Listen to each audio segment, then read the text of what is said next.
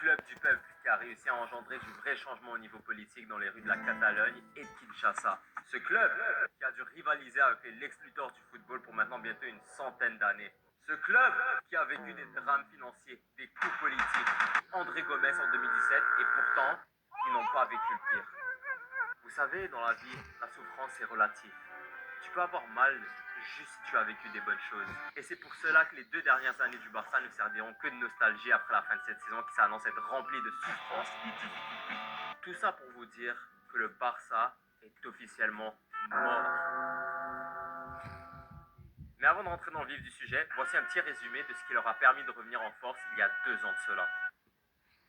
Ok, c'est bon. Maintenant, qu'est-ce qui a bien pu changer la situation pour le Barça? Voyons voir.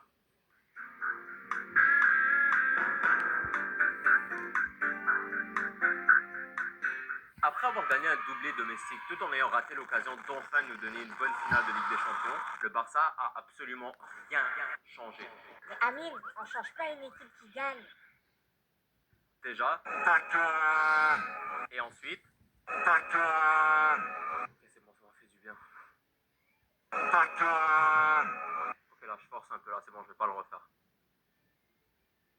J'étais pomme fake, mon gars. Pour plus clarifier mon point, voici l'effectif du Barça la saison dernière et cette saison. En vert, c'est les positions qui se sont améliorées.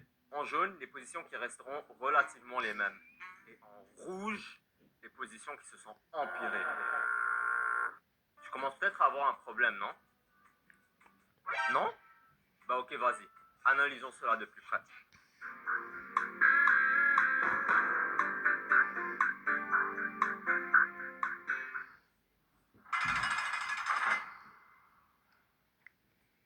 Mais Amine, c'est le même joueur. C'est pas comme s'il avait 37 ans et que son niveau s'empirait d'année en année. Bah déjà, grosse analyse, mon gars, t'as un futur chez RDS, toi, je pense. Mais le gros problème à Grafinha, c'est qu'il lui manquera un truc cette saison.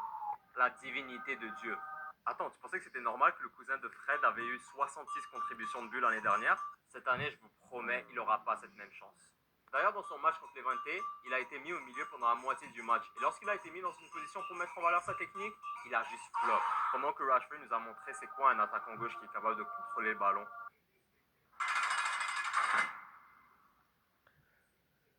En 24-25, Barça était confortablement une équipe dans le top 3. Une attaque en feu, une ligne de défense parfaitement alignée, un top 3 ailier au monde à droite, l'homme le plus chanceux à gauche, Lewandowski sous stéroïdes avant sa blessure, Pedri et De Jong en double pivot, c'est du très très lourd. Par contre, qu'est-ce qui s'est passé vers la fin de saison?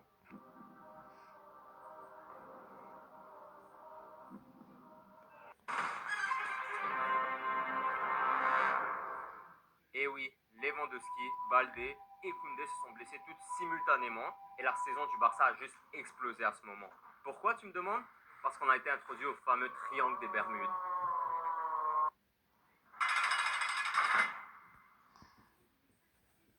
Si t'es fan du Barça et tu penses que je te déteste, eh ben t'as raison. Et c'est à cause d'une chose. Votre traitement de Lewandowski. Il a peut-être fait une saison exceptionnelle l'année dernière, mais je me rappelle de ce que vous disiez sur lui. J'en conçois que Lewandowski a pris du temps à s'adapter dans une nouvelle ligue, mais d'avoir demandé son départ. Encore une fois, je pense que vous n'avez juste pas une idée de l'état du marché des buteurs en 2025. Lewa était monstrueux l'année dernière, mais comme je l'ai mentionné, en revenant de blessure, il était clair que l'âge l'avait rattrapé. Pour être honnête, il bougeait comme s'il retenait son caca H24. Maintenant, pour la saison 25-26, le Barça ont décidé de donner les clés à Ferran Torres. Non, non, vraiment, ils comptent lui faire confiance.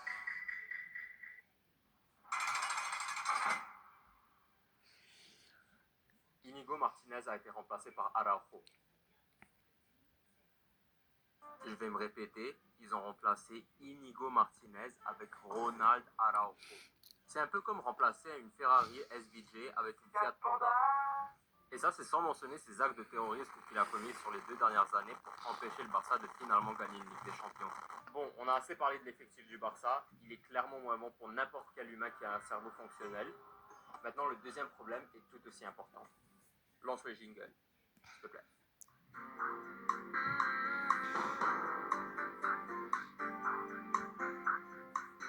L'année dernière, les équipes qui rivalisaient le Barça soit domestiquement ou en Europe étaient les suivantes.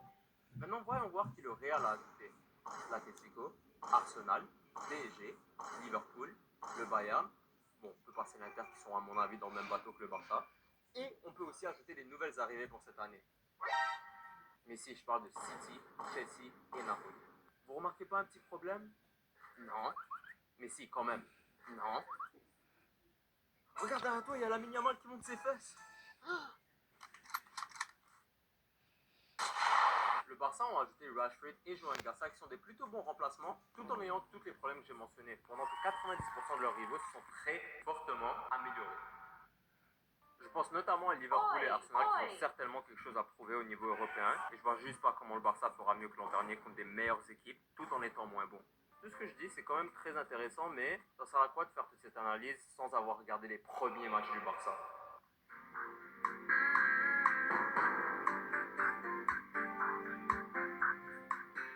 Même si j'ai eu cette idée de vidéo avant le début de saison, j'ai voulu quand même attendre de voir quelques matchs avant de tirer une conclusion si forte. Et heureusement pour les Barcelonais, toutes mes doutes se sont confirmés et plus. La ligne défensive du Barça s'est fait exploser avant le rouge contre Mallorca et pendant la première mi-temps du match contre Levante. Rafinha était vraiment pas décisif à mon avis, très plat dans son jeu, juste nul honnêtement, j'en ai marre de parler de ce gars-là, vendez-le s'il vous plaît, courez avec le profit. Eric Garcia a joué les deux matchs. Et d'autres problèmes de plus se sont présentés, dont Fermín López et Dani Olmo qui n'auront pas vraiment l'occasion de se trouver une place de titulaire indiscutable dans cet effectif. Et quoique j'ai évité de parler de lui de façon négative, j'ai un léger souci avec Lamine Yamal.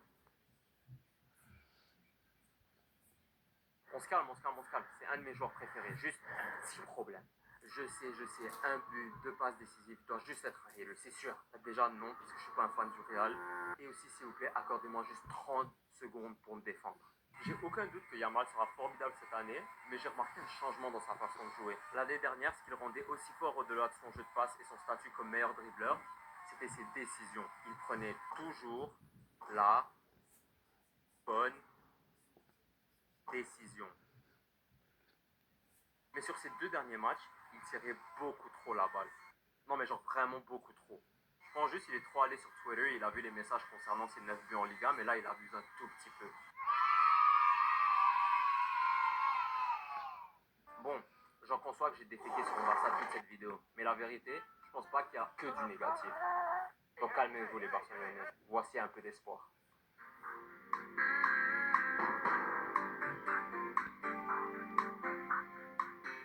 Les nouvelles arrivées ont bien joué. Comme j'ai pu le mentionner, j'ai bien aimé la première mi-temps de Rashford contre Levante.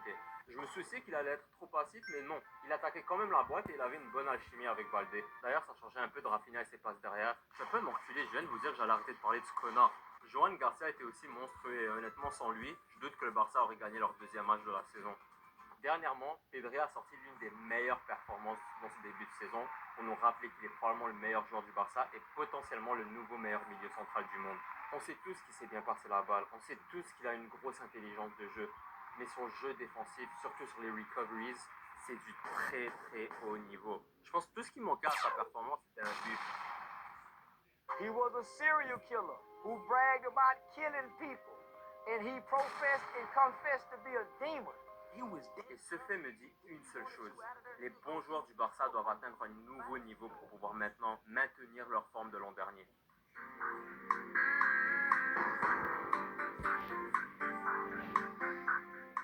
Je vous avais promis de l'espoir. Ben voici votre espoir. Mes prédictions, elles sont toujours mauvaises et le Barça va probablement gagner le treble juste pour me faire avoir l'air d'une merde. Bonne journée.